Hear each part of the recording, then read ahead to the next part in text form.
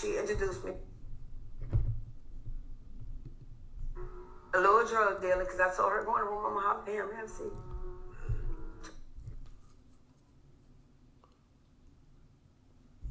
Oh, come on. Boyfriend, the first one I've ever seen. So she already knew I'm gonna play that. So she brought him over, and she introduced me a little drug dealer because I told her going to Momma, hop him, have a seat. So she like, I'll hug you in a minute. Okay. Doing this to him. Why she doing that? I'm questioning him. At the end of the day, he ended up moving in with us. Oh. I let him move in with us. That's real. And I'm going to tell you why. Why? I'm curious, why would you do that? He lives with his grandmother with no supervision. I knew he was a good boy. I trusted my daughter. And I told both of them, if anything pop off of here, y'all know y'all out of here, right? Literally. And he was like, yes, ma'am. I ain't nothing. So I got him back in school, and he graduated. And yeah, I did that for her. And she was in the 10th grade. My bad. Okay. Yeah. What mother's going to do that? And what mother's None. But she was in the 10th grade. So what are we learning? What are we learning here? We were already confirming that black girls never liked educated lames. They always liked drug dealers. And this is the mother's willingness to allow her daughter to date a drug dealer. Now, granted, we kind of already know why, she wanted him to live in the house to help pay rent because, they can't turn down that drug money. Nah, of course she was, she was stifling him, probably, pimping him out and saying, hey, give me that, 30% of your profit. Because you live in here and plus you fucking my daughter. I could easily, have you go to jail and make up a case and make up charges. I can get you arrested anytime. I can snitch on you. I can get niggas on you and shit and have them rob you. So of course this dude, got a chokehold. He ain't really. He's going to take the bait, like, hey, man, I'm living with my girl. Fuck living in grandma's dusty ass house that she don't never clean because she's too old. I can never have my friends over and shit, And low-key, she probably fucked the dude, too. I wouldn't even be surprised if she fucked the dude. And, let's be honest, This is the mentality of black women. They wonder. Granted, this was I don't know when she graduated, but I'm just gonna say early 2000s. And this is what what birthed. This is what birthed the black MGTOW. This is what birthed the ELs because of the community. And women think we're just merely making shit up. Oh, you guys never experienced that. Oh, there weren't that many girls dating drug dealers and dating older men. That shit wasn't happening. Okay, we have proof. We have proof right here. We have proof of the willingness. Subtract the fact that she's a celebrity, a low level celebrity or whatever. The fact that there was really no question of him being a drug dealer, and then you have the simp black male in the back room talking about in the background or doing the interview. Oh, you a real one for that? And then she's trying to applaud herself like, yeah, and how many women, how many mothers are doing that? Yeah, none. Like, okay, like one. Why would a level-headed mother of a substance allow her daughter to date a drug dealer? You have all these boys in school, and you telling me, and you don't even, like I said, you don't even have to really take these boys seriously in high school. I'm just saying though, you have all these boys in high school, and you telling me, there wasn't one who had aspirations to do something constructive with his life. There was none trying to go to college, one trying to be an engineer. There was no boys trying to do something constructive with their life. The only guy that you was looking at was the drug dealer.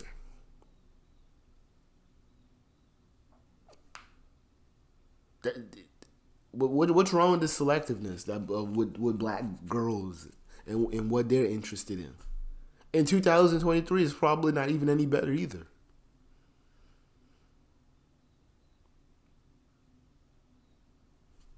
And you wonder why black men are done, tired, and frustrated dealing with the community. It's like no one has time for this. No one has time to literally wait till this bitch is 35 or whatever to have her life fixed by God and be a new woman.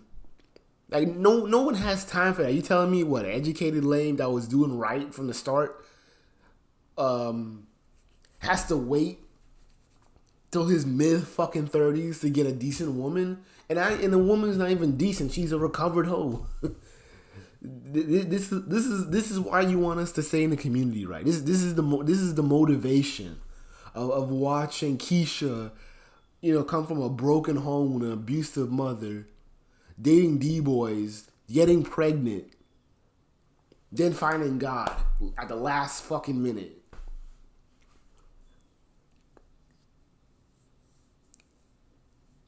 That's not motivation. And what's crazy is that you don't even have stories like this where it's black boys who are doing something constructive.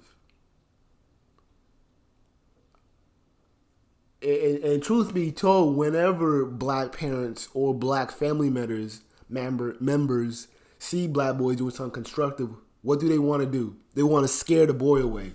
Oh, here's this shotgun I got, little nigga. If you even think about touching my girl, I'ma shoot you. Oh, you better bring her home at 10 o'clock.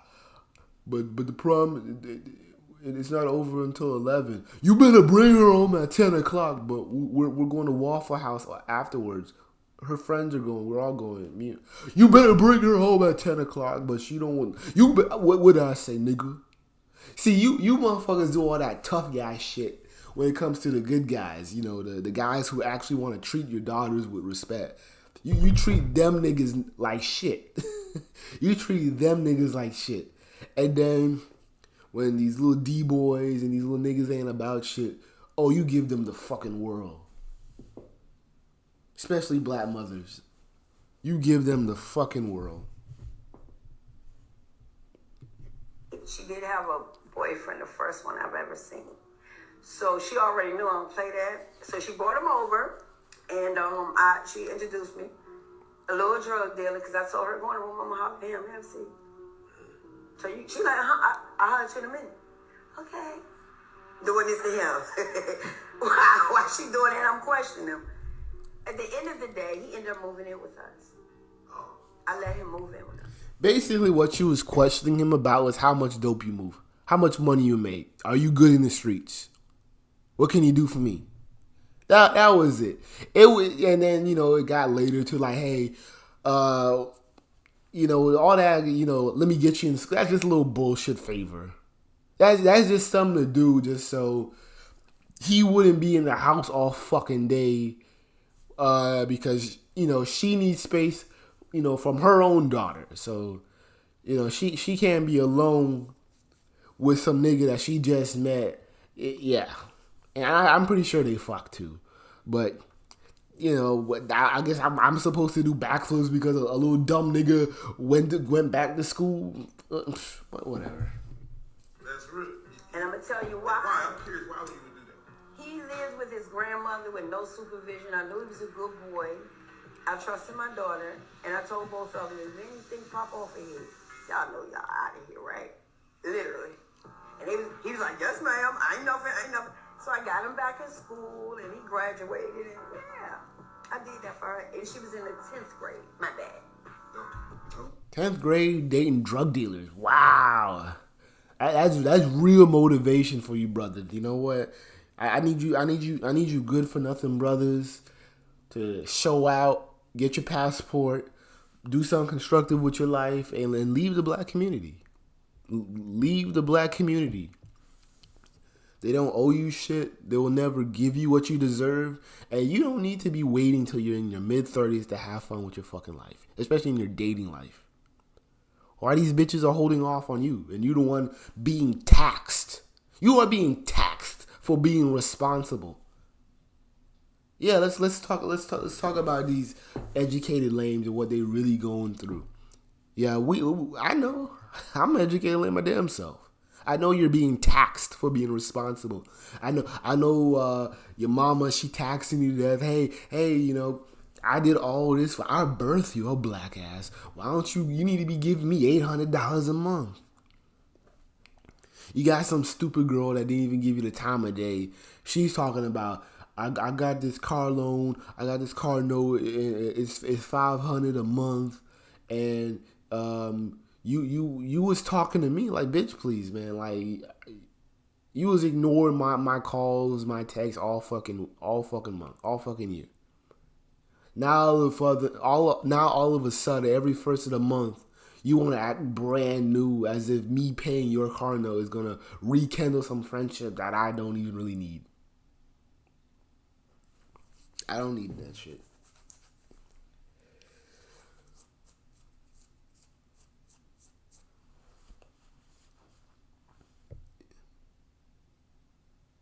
There's no need because you don't have stories like this. You don't have stories like this for the educated lames. You don't have stories of a mother, a girlfriend's mother. Not that it should even happen for educated lames. But I'll just say this: there's no stories of black girls dating educated lames.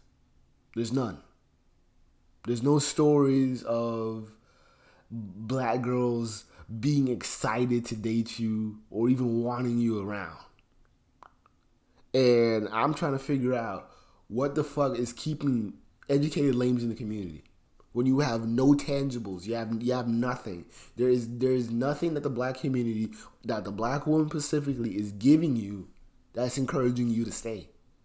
So I'm kind of wondering why some of you guys are still listening to figureheads like Jason Black or Tariq Nasheed, and they're telling you about some on-code bullshit that nobody follows in real life.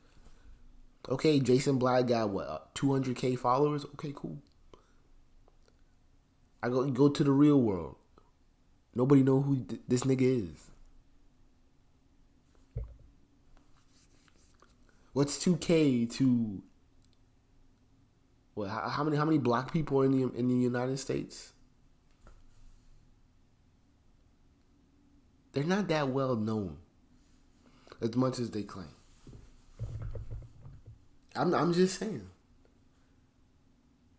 So I don't understand why you guys are allowing these figureheads to put a chokehold on you, like as if you owe the community something. And they're lying. These people are lying to you so much that the best they can do is show you half naked pictures of black women, dark-skinned black women from Africa with afros. And then these will be the same people talking about, oh, well, we don't fuck with Africans because they call us Akadas and shit. Okay, so if you're doing all that, why the fuck are you bragging about some African woman with dark skin if these are the same people calling us names and shit? I never understood that shit. Like, you should actually be champion because you guys know damn well. Because I don't even understand why Malcolm Black was even because I don't know if you guys know who William Hunter is. Willie Hunter is. He's a very infamous dude, but I respect his talking points. And he was talking about how he was talking about the Miami spring break of 2023 and how niggas were just tearing it up. You had like niggas fighting. A nigga was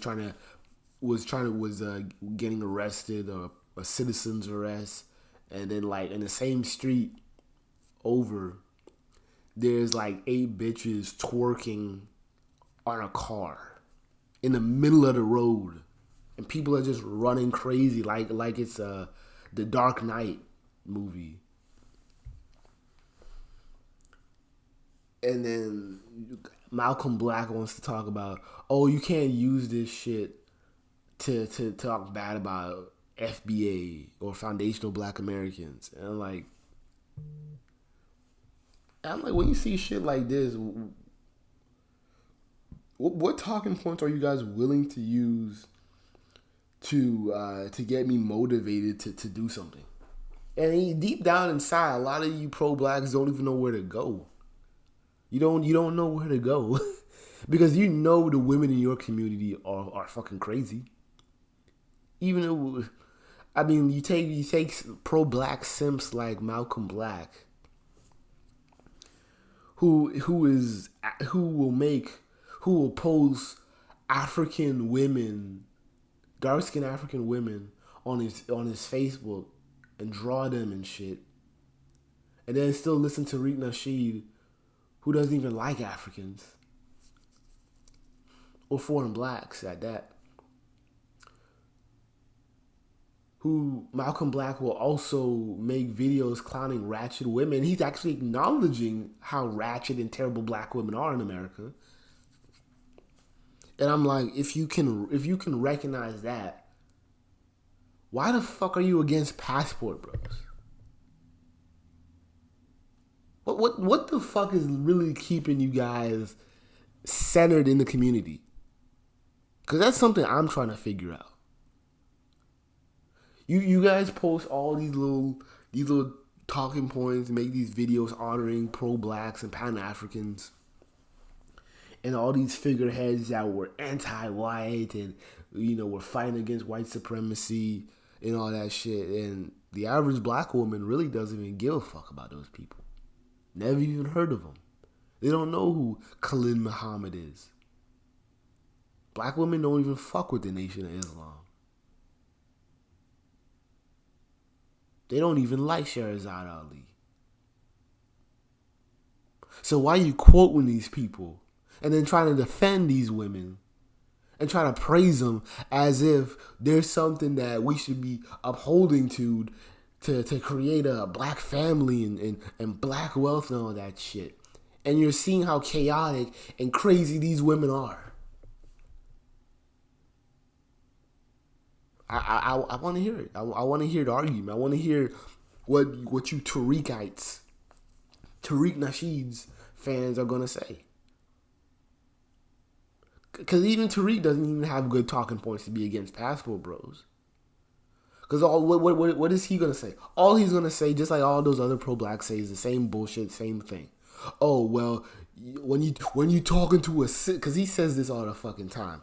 When you talking to a sister, bro, you gotta come with it. You gotta have the swagger and the FBA. That's why a lot of you guys be corny, because you guys ain't got the swagger and you guys ain't hip hoppy like me, and you guys are bitch made because you was raised by your mama. That's all they can say. That's all they can say. And this is the same dude who was 10 years ago was like, hey, the best woman on earth is a Brazilian or a biracial woman who has a white mother, black father. Your own words, man. Your own words.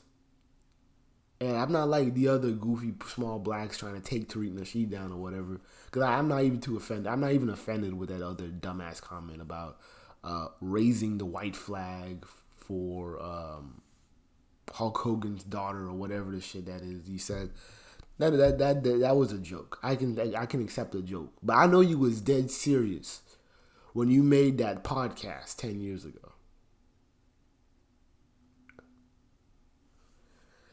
But hey, I want some engagement. Please tell me what is keeping pro-black men, specifically pro-black men, interested and divested into the community.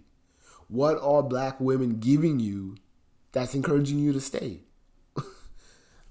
I'm yet to get a clear answer.